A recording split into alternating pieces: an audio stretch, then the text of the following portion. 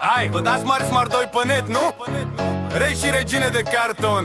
Hai să vedem realitatea. Intervitul puternic, trap agresiv sau drift. Vă dați Smart 2, vă credeți regi și regină, dar când se stinge ecranul vă pierdeți în lumină. Vă tăiați venele virtual, vă spânzurați din iubire. O dramă ieftină pe net, doar pentru privire. Plângeți pe live, zici că s-a sfârșit lumea de tot, că vi s-a rupt o unghie și s-a blocat un cont. Generație de sticlă, vă spargeți la primul vânt. Sunteți lei în comentarii, dar mii au pe pământ. Bărbați cu fustiță doar pe modă și figuri, purtători ilegal de pulă, plini de vrăjeli și texturi. Vă vindeți mândria pentru un pic de atenție. Pe TikTok sunteți legende, în viață doar o prămânță. Bărbați cu fustiță doar pe modă și figuri, purtători ilegal de pulă, plini de vrăjeli și texturi. Vă vindeți mândria pentru un pic de atenție. Pe TikTok sunteți legende, în viață doar o pretenție. Dar voi, reginelor, plângeți în hohote pe live, că nu crești cifrele și n-aveți destul vibe. Cerșiți la tap-tap, urlați după o rachetă, că nu sar cadourile din portofel pe net. Vă vindeți lacrimi false pe TikTok la bucată. Dacă nu ești pe locul 1, ești complet dărâmată.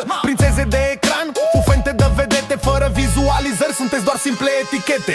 Filtre pe față, dar aveți mintea murdară. Vă dați mafioți, dar plângeți pe la scară. Suflete de plastic, caractere de carton. Căutați respectul cu un ecran de telefon. Vă atacați din orice, sensibili ca o floare, dar pozat de profil vă arată fioroși la soare. S-a dus bărbăția, s-a pierdut pe internet. A rămas doar circ, orgoliu și un mare defect. Bărbați cu fustiță doar pe modă și figuri, purtători ilegal de pulă, plini de vrăjeli și texturi. Vă vindeți mândria pentru un pic de atenție. Pe TikTok sunteți legende, în viață doar un defect. Bărbați cu fustiță doar pe modă și figuri, purtători ilegal de pulă, plini de vrăjeli și texturi. Vă vindeți mândria pentru un pic de atenție. Pe TikTok sunteți legende, în viață doar o pretenție.